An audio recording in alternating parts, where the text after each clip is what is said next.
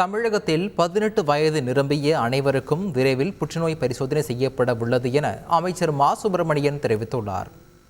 உலகம் முழுவதும் இன்றைக்கு நம்மை அச்சுறுத்தி வருகிற ஒரு நோய் புற்றுநோய். தமிழகத்தை பொறுத்தவரை ஈரோடு, திருப்பத்தூர், நாகர்கோயில், நம்முடைய ராணிப்பேட்டை போன்ற 4 மாவட்டங்களில் அதிக அளவிலான புற்றுநோய் பாதிப்புகள் இருக்கிறது என்கின்ற வகையில் கடந்த ஆண்டு 18 வயது நிரம்பிய அனைவருக்குமே புற்றுநோய் பரிசோதனைகளை செய்யப்பட்டது. அனைத்து மாவட்டங்களிலும் இந்த ஆண்டு புற்றுநோய் பாதிப்புகள் கண்டறிவதற்குரிய பரிசோதனைகள் தமிழ்நாடு முழுவதிலும் 38 வருவாய் மாவட்டங்களிலும் 18 வயதை கடந்தவர்களுக்கு கண்டறியும் பணி தொடங்கப்படும் என்று அறிவிக்கப்பட்டிருக்கிறது.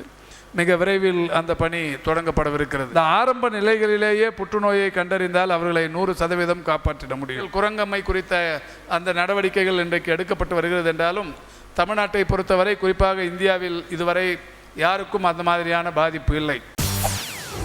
செய்திகளை உடனுக்குடன் தெரிந்து கொள்ள உடனே சப்ஸ்கிரைப் பண்ணுங்க.